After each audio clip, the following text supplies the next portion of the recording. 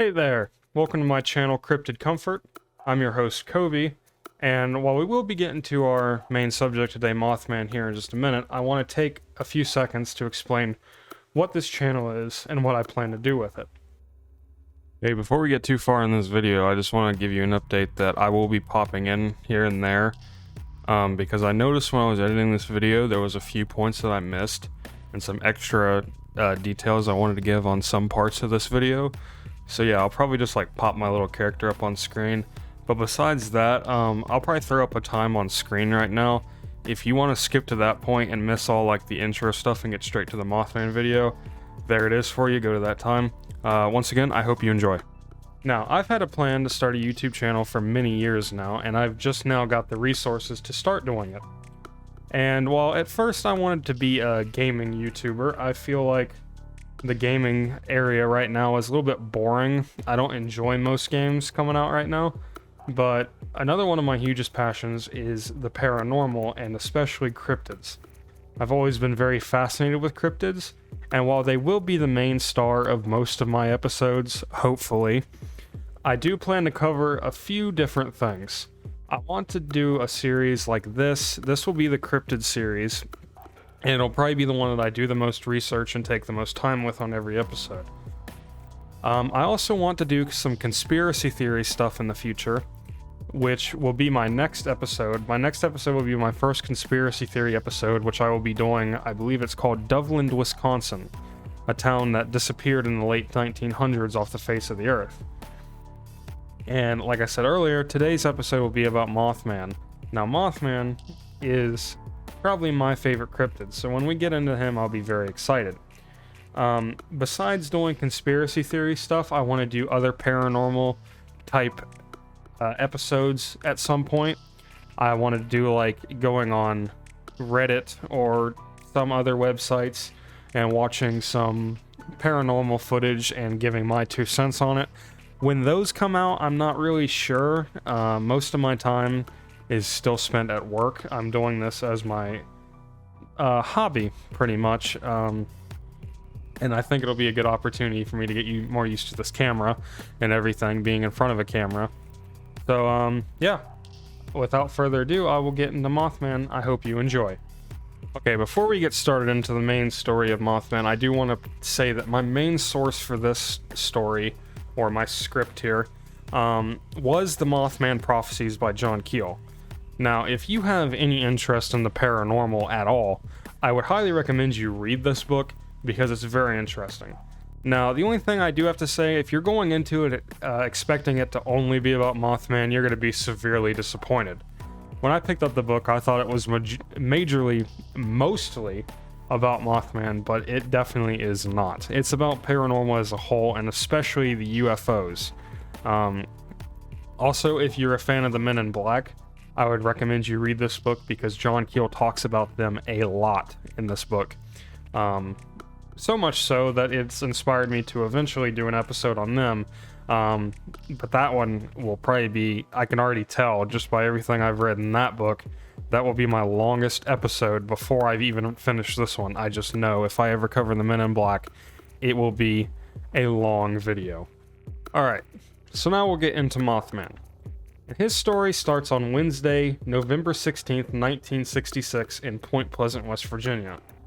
Now, 2 couples, who I will be referring to as the Millette and the Scarberries, were driving out one night in the TNT area of Point Pleasant. And basically what that is in Point Pleasant, West Virginia. I've actually been here before. In Point Pleasant, there are these bunkers. Basically, I think they call them igloos in Point Pleasant. Because the area where they're located used to be an old ammunition manufacturing plant for World War II. And these igloos are massive. You don't really realize how big these things are, and it's not really described in this story how big these things are, because I don't know why. But these things are massive. I've been out there before, and you go inside of them, and they're really cool. I would recommend that if you live anywhere near the Point Pleasant area, and you are interested in Mothman and this whole story, that you go out and check this out for yourself. Now, they were driving late one night, the Millette and Scarberries were driving late one night, when they started being chased by what they described as a large flying man. They said this thing had glowing red eyes, which, keep that in mind. They had glowing red eyes, and it stood about 6 to 7 feet tall with a 10 to 11 feet wingspan. They said this thing followed their car as they were speeding in their vehicle, and they said their vehicle was reaching over 100 miles per hour, and this thing was keeping up beside of them. Another interesting thing to keep in mind is that they always say that the eyes of this thing would only reflect in the car's headlights, that they didn't glow independently. After they felt safe to do so, the Millett and Scarberrys went to the local police of Point Pleasant, in which they described their sighting of this creature. And one other detail I want to say about Mothman that I found very interesting that I did not know before starting this was the description. Every description of the way this thing flies is exactly the same. It has large wings, 10 to 11 feet, just like I said, but everyone who says they see this say that it never uses the wings, and only it basically, they describe it as floating in the air like a helicopter does. No movement from its wings causes it to fly upwards. Now, the police asked the Scarberrys and Milletts when they got to the police station after they had given their report if they would go looking for this thing again. And the odd thing is that even though as much as this terrified them, they were eager to try to sight this thing again.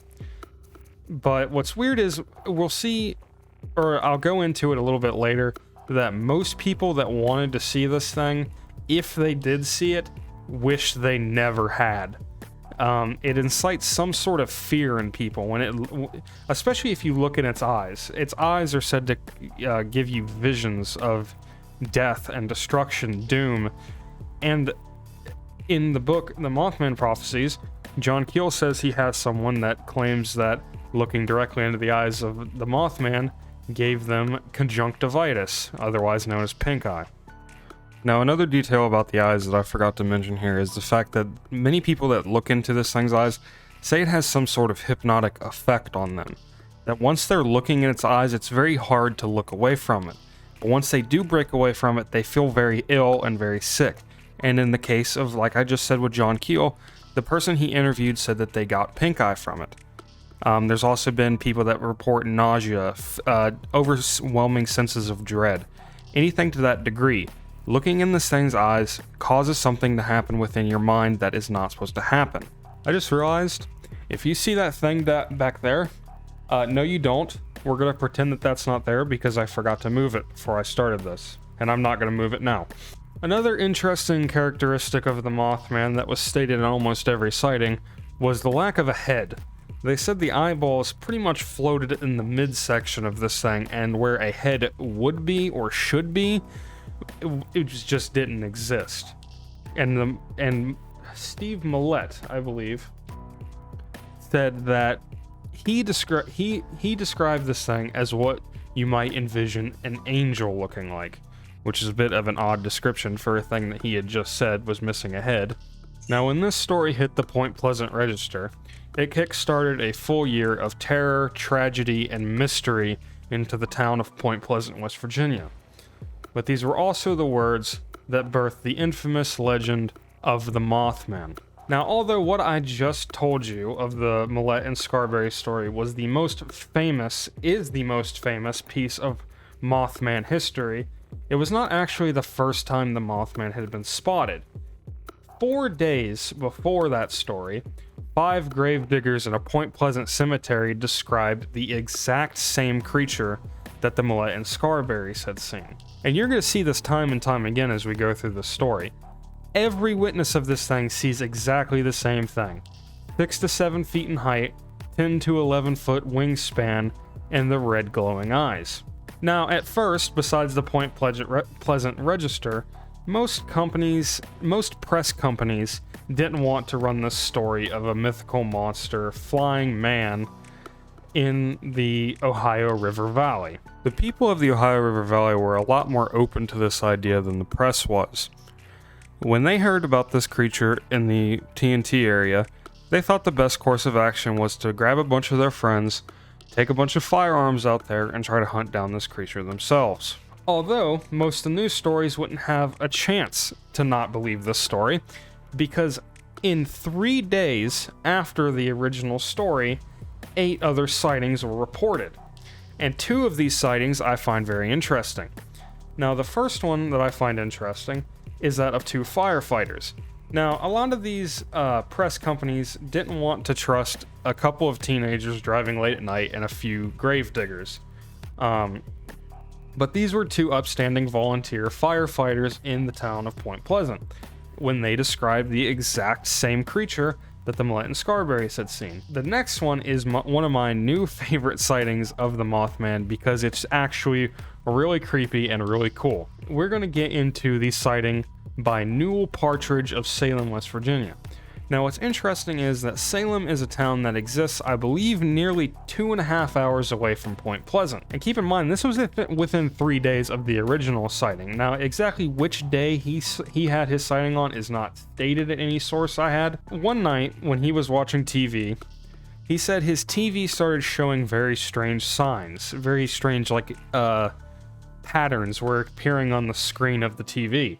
And it was making very odd, high-pitched, what he described as metallic sounding high-pitched noises. And he had a dog. His dog's name was Bandit, and he said his dog reacted to these sounds very harshly. It upset the dog very much, and the dog seemed visibly scared. Then they were both jolted with fear when they heard what they described as another metallic loud sound in their yard.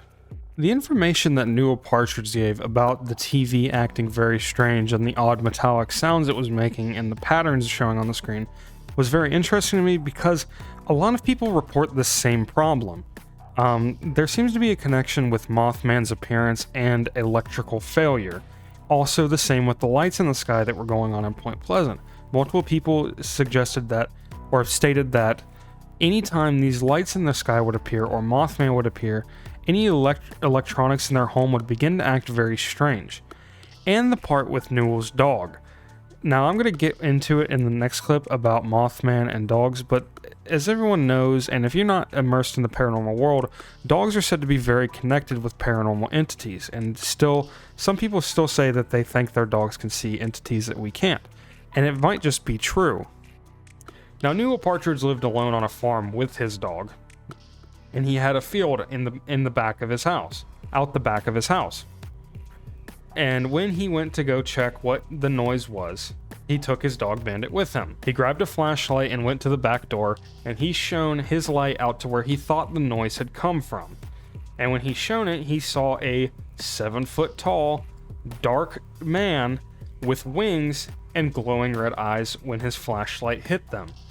As soon as the light hit this creature, his dog took off after it. Now, when Bandit took off after this creature, Newell thought he should tag along, but he had an unimaginable sense of dread and fear through his body when his dog went after him, and he was unable to go out of his door. He decided he would wait till morning. Within the night, he had hoped his dog had returned, and when he awoke, he said he saw that his dog had not. The sense of fear and dread these people get is very interesting to me because it happens time and time again. Just like when Newell Partridge, even John Keel himself was afraid of this creature, and he didn't even believe the Mothman existed in the form that was described. And what I mean by that is that when John Keel first arrived in West Virginia, he met with the Rogers and Scarberries. And if you remember from the beginning, those are the people that had the original sighting of this thing that made the news. And they took him out to the TNT bunker and took him to the exact spot where they spotted this creature. And even John Keel, without seeing Mothman, said there was a patch in this road where he just felt an immeasurable amount of fear. And it was only in one spot of this road where he felt this fear. He would walk back and forth between it, and before he entered it, he was fine. And after he left it, he was fine. But the entire time he stood in that spot, he said that he was overcome with fear and sadness, which is very interesting to me. And this is the same thing that happens to Newell Partridge. See, this is his dog, and he just didn't even bother chasing after him when he knew there was something big out there that could hurt his dog. Now, when Newell went outside, I guess it had been raining recently, he saw his dog's tracks leading out to the woods, which is where he saw this creature. So he put on all of his clothes and he went out and he followed his dog's tracks all the way out into the woods. And after about 20 minutes here, let me see. Okay, so I couldn't find out exactly how long it took him to find these tracks, but I'd guess 10 minutes at most of following his dog's tracks, he gets to a point where they just stop. His dog's tracks just stop. It's just like as if something had lifted him off of the ground. Now, this might not seem too crazy, but it might be worth noting that Bandit was a full-grown adult 100-pound German Shepherd, which is pretty impressive for any bird, especially of West Virginia, when I think the biggest thing we get here is some hawks that would not be able to pick up an 100-pound dog. Yeah, so after looking into it, the biggest bird we have here in West Virginia is the red-tailed hawk, and this is a bird, it is a large bird, but is definitely not up to size to pick up an 100-pound German Shepherd. Its diet mostly consists of squirrels and small rodents, and it wouldn't even be strong enough to really pick up a small cat. So an 100-pound German Shepherd is definitely off the menu for this thing. But you'll also see this time and time again once you start investigating the story. Mothman, I believe it's theorized that he might feed on dogs or he doesn't like dogs, because even in the Millette and Scarberry story, there's a part where they look in their rearview mirror where they think they see a dead dog on the side of the road. So Mothman just has something really against dogs. Now, sightings of the Mothman continued into 1967. Remember that the original sighting that was posted was in November of 1966. So within the first few months of 1967, these sightings were still happening.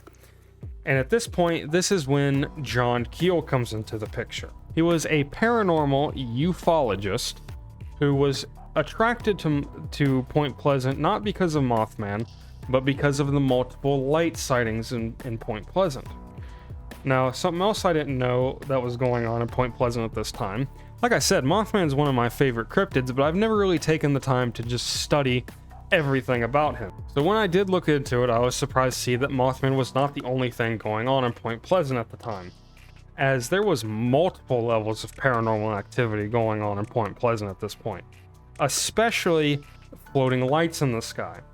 Now, floating lights, if you don't know, are heavily connected to the ufology world, and are usually, sometimes, I think John Keel describes them themselves as being entities in his book, which I don't exactly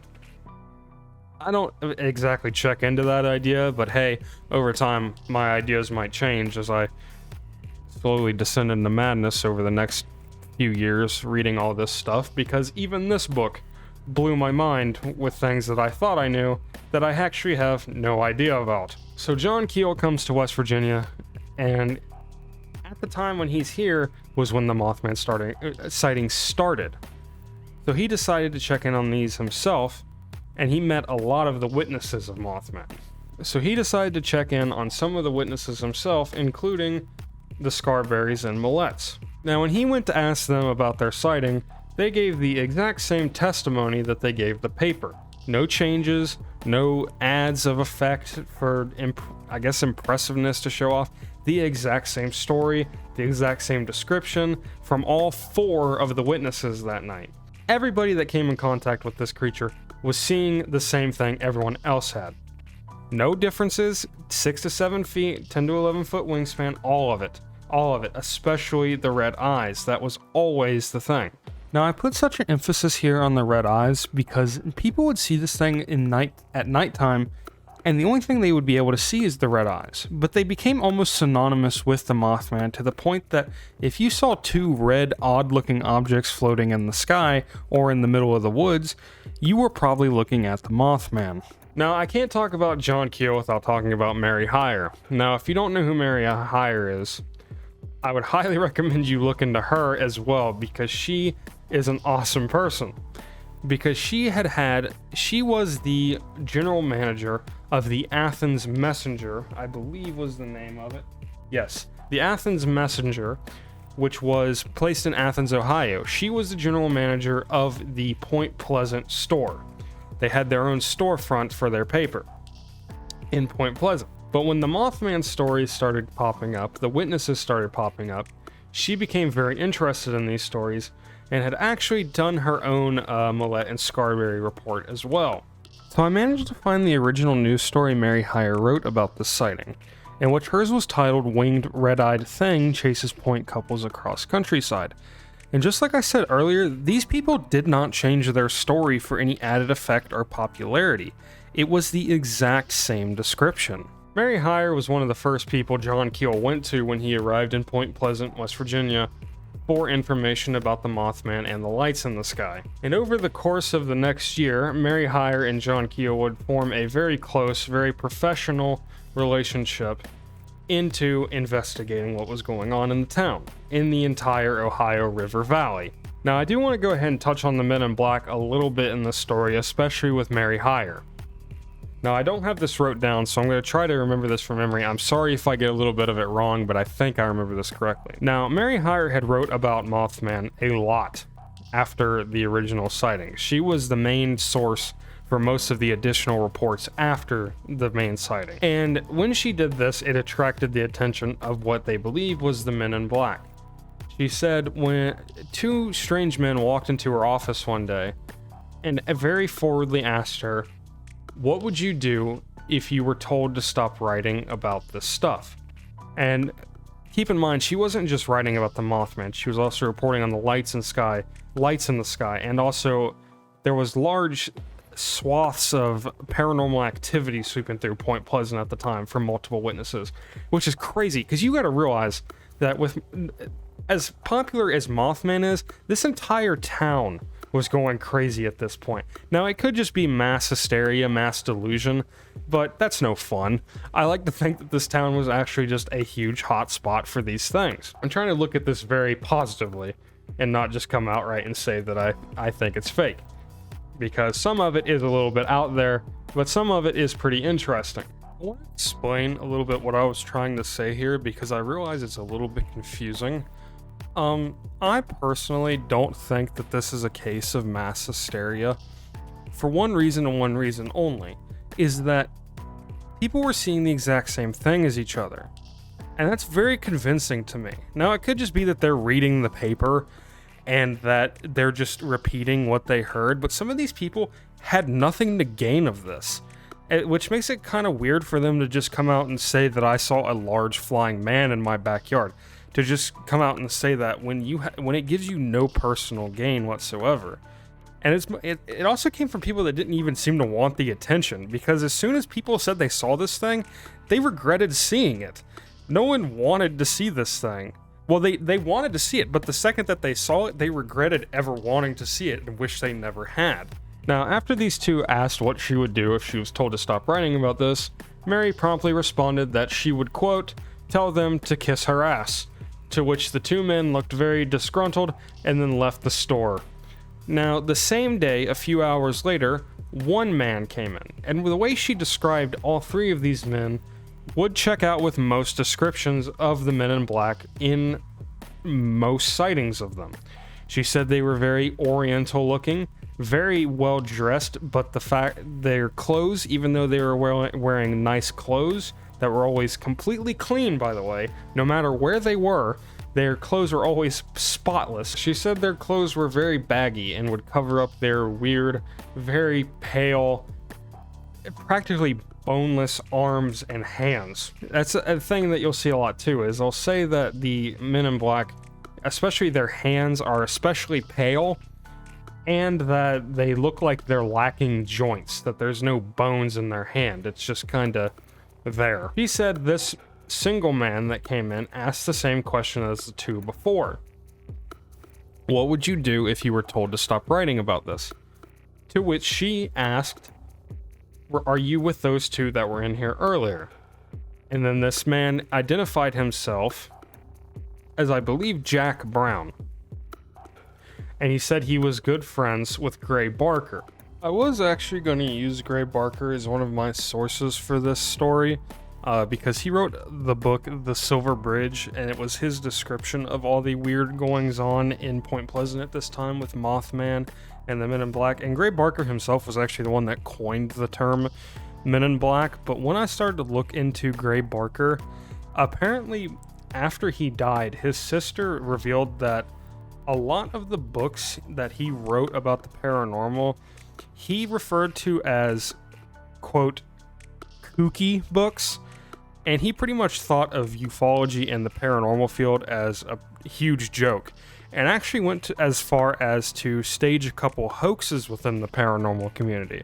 So yeah, that's why I did not decide to use Gray Barker in this series. She had a few other run-ins with the Men in Black, but I can't quite remember them right now, and it has nothing to do with Mothman, so I'll try to get back on topic. Now, Mary Hyre continued to write about Mothman into mid-1967. At this point, most Mothman stories had kind of slowed down, and it's kind of hard to really pin down everything about Mothman in this, because there's really all of this takes place within a year. So there's only so many sightings I can talk about and so much information I can talk about when I'm working with like just a year of stuff. With things like Bigfoot and the Chupacabra, things like that, there's been multiple years. The Mothman, most of his time was 1 year and very few sightings. They were very impactful sightings, but there's not too much to really go on. And since Mothman sightings had pretty much slowed by mid-1967, John Keel wasn't in Point Pleasant very often at this point. Mary Hyre would still call him every now and then and tell him about new things going on in Point Pleasant with the lights in the sky and Mothman sightings. But really nothing too crazy. John Keel was just pretty much listening to Mary Hyre tell him new things about the town and would only come visit every so often. And one of the times he decided to come visit was Thanksgiving of 1967. When he returned to West Virginia, he met a very frantic and scared Mary Hyre. She said, quote, "I had a terrible nightmare. There were a lot of people drowning in the river, and Christmas packages were floating everywhere in the water. It's like something awful is going to happen." Now, what's interesting about this is the fact that she wasn't the only one in Point Pleasant having these types of dreams. A lot of people were getting dreams in the night of a tragedy on the Ohio River, images of people drowning, Christmas time. It especially happened to people who had happened to spot the Mothman. Now, Mary Hyre herself said she had never come in contact with the Mothman, but she believes that her writing of him constantly and all the reporting on the lights in the sky, everything weird going on in the town, that he somehow placed those dreams in there. Now that leads us to December 15th, 1967. And if any of you have read this story, that date should probably ring a few bells in your head. Christmas was upon the Ohio Valley. There were people crisscrossing over the Silver Bridge in Point Pleasant. By this time, the Mothman had pretty much faded back into obscurity, with every sighting of him showing up pretty randomly, and a lot of them pretty unreliable. While most of Point Pleasant was ready to move forward past this time of mystery and just all-around weirdness, the Mothman was about to prove to everybody he still had Point Pleasant and the entire Ohio River in his grasp. At 5 p.m. on December 15th, 1967, the Silver Bridge was packed with cars in bumper-to-bumper traffic. Now, the Silver Bridge had a lighting system to make sure that the bridge was never over its weight limit. But what was interesting was that this day, the traffic light had malfunctioned and more cars were on the bridge than were allowed. Now, the weight capacity on the Silver Bridge was 20,000 pounds. And the standard car, Stanley family automobile, weighed about 4,000 pounds, not including the passenger. Now, you also factor in that there might have been some large trucks and semi-trucks on this bridge. You can see why what I'm about to describe that happened, did happen. Eyewitnesses described a sound which they compared to what you would imagine a gunshot ringing out would sound like. And exactly what had happened was that one of the eye bars that held the Silver Bridge up failed and snapped. And within just 60 seconds of this bar snapping, 31 cars fell into the icy water of the Ohio River. Now, the witnesses of this had to look on in complete horror as all these cars fell into the water. And Mary Hyre especially was disturbed by what she had seen, because she had seen this before, along with so many others. Christmas presents floating in the river, people drowning, tragedy on the Ohio River. All of it had come to fruition. 46 people lost their lives that day, either from the initial collapse, drowning, or hypothermia from the icy water. The search for people and cars under the Ohio River went on for days. 2 people believed to have went into the river were never discovered, unfortunately. And what's especially weird about this is that the fact that all the mysterious sightings in Point Pleasant ceased after this moment. No more Mothman, no more lights in the sky, no more men in black. The entire town was quiet again. Now that pretty much ends the story of the Mothman of Point Pleasant, but I want to go into what exactly the Mothman could be. Now, the most popular theory is that the Mothman is some sort of harbinger of doom. He comes as a warning to a tragedy about to occur. He gets this reputation because of the dreams and nightmares that Mary Hyre and other residents of Point Pleasant were having before the collapse of the Silver Bridge. But it's very interesting that he did not only stalk Point Pleasant. According to multiple sources, he was also seen in Chernobyl. Chernobyl was a nuclear disaster that happened in April 26th of 1966. 31 people lost their lives. Now, while the story I'm about to tell you is cool, and I'd love to believe it, and it has its own little mystery behind it, there's no way to prove that what I'm about to read you is actually what happened at all, because the source was wholly unreliable, and the story, even though Chernobyl took place in 1986, this story is only a few years old. Now, in Chernobyl, there was something they called the Black Bird, and it had basically the same exact description as Mothman: 6 to 7 feet, 10-foot wingspan, red glowing eyes, cast in shadow, no head. And the story basically is that 5 scientists at the Chernobyl plant saw what they described as the Black Bird 3 days before the nuclear disaster happened. Now, what's interesting is that that's all the information that there is about this sighting, so take that one with a grain of salt. Now, coming back to America, there was also sightings of Mothman-like creatures in New York just before and after September 11th, 2001. Now, there is supposed to be some pictures of this thing, but I could not find it anywhere on any website, and from anyone that had seen them says that the pictures are so blurry that it could literally be anything on the screen. So take that one also with a grain of salt. Now, what would Mothman be without another bridge collapse? This sighting takes place in Minneapolis, Minnesota, in which the I-35 in Minneapolis collapsed and claimed the lives of 13 people and injured 145.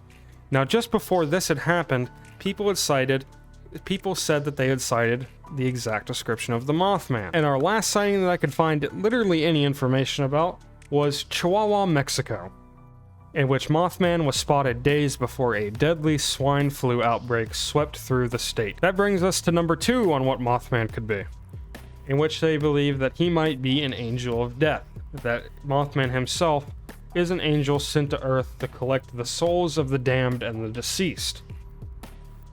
That's really all I have on that one. Now, we're going to get into this one, and this is the one that I think is probably the most accurate, and the one that I check into, is the fact that the Mothman is just some kind of animal. Now, when Mothman was originally starting to be sighted, people dismissed him as a sandhill crane, which, if you look it up, is a large bird that has red patches under its eyes and has a large wingspan. Now, what I don't find very convincing about this is the fact that the sandhill crane, at this point, you gotta remember, the original sighting of the Mothman took place in November of 1966. Any bird right now would be on its migration territory, or trajectory, rather, sorry. And where this bird goes south would never pass through Point Pleasant, West Virginia, and it's not native to Point Pleasant, West Virginia. So I think that theory is just completely ridiculous. Now, the only thing that I think it could possibly be in the animal category is a barn owl. And if you've ever seen a barn owl, you might see why I think it is this. Now, a barn owl, if you've never seen it, looks kind of freaky on its own. And it has a distinctive pattern in its face where it kind of looks like it does not have a head at all. And that's possibly what Millette and Scarberry could have been seeing. Because you gotta remember, almost every single one of these sightings that is reported is at night. The Mothman was hardly ever seen during the day. But even with the barn owl theory, a lot still is left to the unknown with that, especially in the Newell Partridge story. What took his dog? What lifted his dog straight up off of the ground? And a 100-pound male German Shepherd would not just be easily picked up by an owl. Okay, so I want to get a little bit more in detail on why I think this thing could be a barn owl, because I realize I didn't describe it very well in my original recording. The only way I could see them thinking that this is possibly a weird creature is that, like I said, the barn owl has a very weird look about it, and it does have that facial coloration that it might look like it is lacking a head, which Mothman's always described as missing. But the thing that's weird is that the barn owl only sits at about a foot tall, not the 6 to 7 foot tall monster that they describe, and its wingspan is only a few feet. Now, the only way I could say is that if this isn't nighttime, they might not know exactly what they're looking at, but the red eyes even are a weird description for the barn owl, whose eyes glow more of an orangish yellow. And even though the barn owl might be the easiest case of misidentification to explain, there's still so many details about Mothman that don't line up with the barn owl, like its size and its eyes, and the dog. I can't get past the dog. A barn owl is a very small bird. I mean, it's a pretty large bird, but not a big enough bird to pick up a dog. I also can't get past the fact that everyone that saw this thing described it the same way. You would think out of all the sightings that were going on during this year, at least one person would probably know what a barn owl looks like, and this is only like a recent theory that what this thing could be. So, even though I think this could be the easiest explanation, there are so many different little holes in this theory that I couldn't say for certain that this is what these people are saying. Okay, so while the animal theory may be boring to some, we're about to get into the really boring ones, and the no fun ones, which is the hoax, mass delusion, and the alien theory. And now the alien theory, I will just say, is boring. Now, John Keel goes into it in the Mothman prophecies, but I just don't like it. I don't like to think that Mothman is just an alien, because while there is a lot of stuff going on in this town at this time with UFOs and lights in the sky, I don't believe Mothman in and of himself is an alien. In most paranormal cases and things like this, they seem to show up in large groups, almost. While there is a lot of interconnectivity, I guess, with cryptids and UFOs showing up around each other, I know there's a lot for Bigfoot, and I don't want to hear the fact that Bigfoot is an alien. I will not accept it. You cannot change me. I will fight you over that. I just don't like it. It's a little bit boring, and to be honest, I'm kind of bored of aliens. Me and my uncle, who is the inspiration behind me doing paranormal stuff in the first place, have pretty much come to the same conclusion that until we get some solid, actual proof that can be proven, which we are starting to get from the US Navy and the US Air Force, all this stuff they're declassifying, I don't really care about aliens. I'm sick of hearing about them. I want to see something real, or at least I think I want to see something real that will eventually terrify me when I do see it. But I don't know. I think it's boring to just go, oh, Mothman, alien. Bigfoot, alien. It's just boring. Now, I just want to say, if you do believe in the theory that Mothman might be an alien, I don't have a problem with that theory inherently. I just think it's kind of boring to just equate Mothman and, like I said, Sasquatch to being an alien. It just is not fun to me to look at it that way. I feel like it's just kind of a lazy idea. And while we're on the alien stuff, I just want to say I don't have a problem with aliens either. I actually do quite enjoy them. It's just, it's getting kind of boring and kind of old by this point. We've seen so much evidence and so much fake evidence that it's just kind of boring unless we get some like serious like cement proof that these things are out there. Now, the hoax theory. Hoaxes are always boring, and while this could just be a hoax, I don't want to talk about why it could be a hoax. I want to use this channel to kind of talk as if these things are real. Now, there's only one cryptid that I know in my mind right now that I will be doing an episode on that I am like 100% positive is a hoax, and I cannot wait to talk about it because it's one of the dumbest cryptids and one of the funniest ones in my opinion. And on that same grain, I'd say the mass delusion theory is also boring, because it's kind of just boring to say that, oh, all these people are crazy, let's just ignore them. That's just lame. It's lazy. These people were seeing something. And yeah, you could just say, oh yeah, they're seeing it because of mass delusion. No, I refuse it. And that mostly leads us to today. I want to touch on what Mothman does for Point Pleasant today. Now, in 2002, the Mothman Prophecies was made into a film, and I did not watch it before I did this video. And I probably will not watch it because I watched the trailer and it looks absolutely awful. I've heard a lot of people say they enjoy it. I've heard a lot of people say it's awful. I prefer not to know because I don't know how they could fit this book, which took me weeks to finish because it was breaking my mind. I don't know how they translated that into a movie. Now, the movie did make the town of Point Pleasant a little bit more popular. It had everyone's eyes fixed on the town, and they knew they could make some money off of this. So in 2003, they had a Mothman statue built, and the statue looks absolutely nothing like any description of this creature except for the red eyes.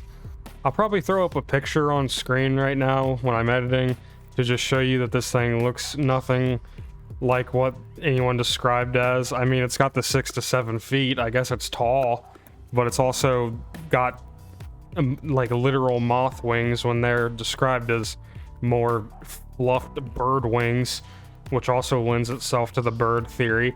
It just looks nothing like it. And he's also packing an absolute dump truck in the back area. Like, oh my god, I think most of the payment of this statue being built probably went to that, because oh my god. Gotta know exactly who you are. Lord have mercy. And every time me and my girlfriend go there, she insists that she grabs it and makes me do it as well, which is fine. Now, just beside the Mothman statue actually, is the Mothman Museum. Now, I swear to you, I looked into this so much I could not find anywhere when this thing opened. And I wish I would have made this video. I wish I would have waited a little bit more to make this video because I'm going there in a couple weeks from now. And I also do plan to go to the Mothman Festival in September, which I highly recommend you go to if you love cryptids. I wish I would have went there before I made this video, but I was getting bored and I wanted to make this video right now. So that's what you're getting.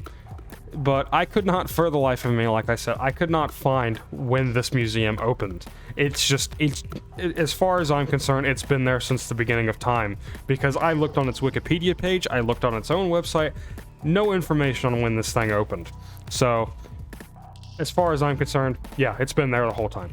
Now, I have been here before a couple years ago, and it's actually really cool. Besides selling some overpriced merch, which is pretty standard for any store, so I guess it doesn't matter. They do have their own little area called the Mothman Museum in the Mothman Museum. Thank you, Kobe. Your mind is very good. But basically, you do have to pay to get in, but I think it's worth it because they have some of the original news clippings in this area, and they have pretty much like artistic renditions people have done of the Mothman, different costumes in there of the Mothman. I believe there's some wax figures and mannequins of Men in Black that were in the area at the time. I would highly recommend you visit this place if you like Mothman.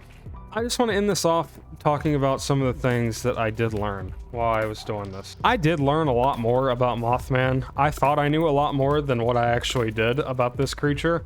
Like the fact of the never flying thing, the never flapping its wings to fly, rather.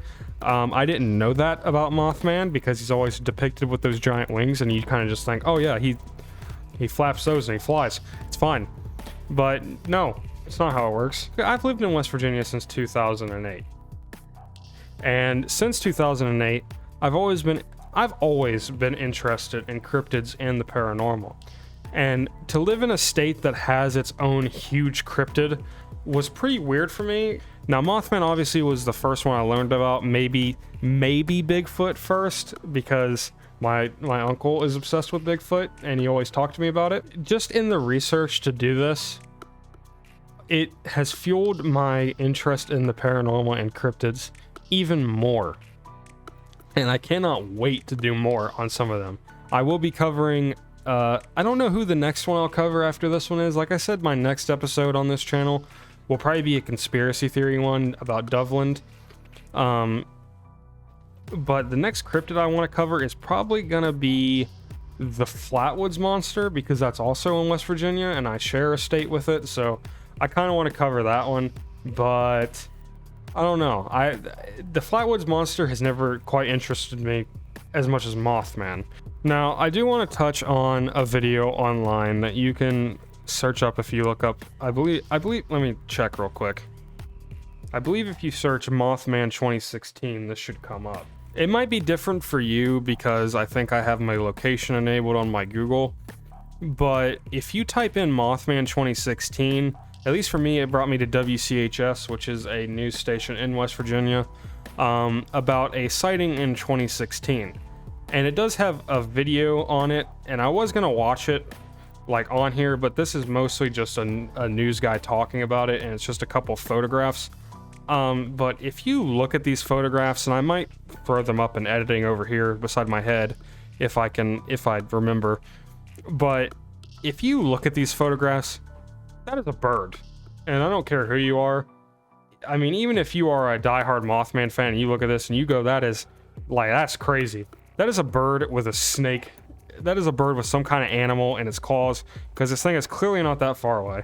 It doesn't have the red eyes, and it just kind of looks goofy. So yeah, I don't think there's any like reality to that there. But yeah, that pretty much brings an end to all of this. That brings an end to Mothman and my first episode on my new YouTube channel. This video really means a lot to me. This is probably my 5th or 6th time recording it. If you want to click off now when I start getting into the behind the scenes, I understand. I don't blame you at all. I just want to talk a little bit because it really means a lot that I got to do this, and I do want to continue doing this. And I hope whoever watches this, even if it's just 1 or 2 people, even if it's nobody, I really hope you enjoyed it, because I sure enjoyed recording it. When I first recorded this, I have a script over here that I wanted to follow, and the first few times that I did this video, I just straight read the script, and I thought it was really boring and I wasn't enjoying it. Now this time, while I did read some things off of the script, I didn't want to read it word for word.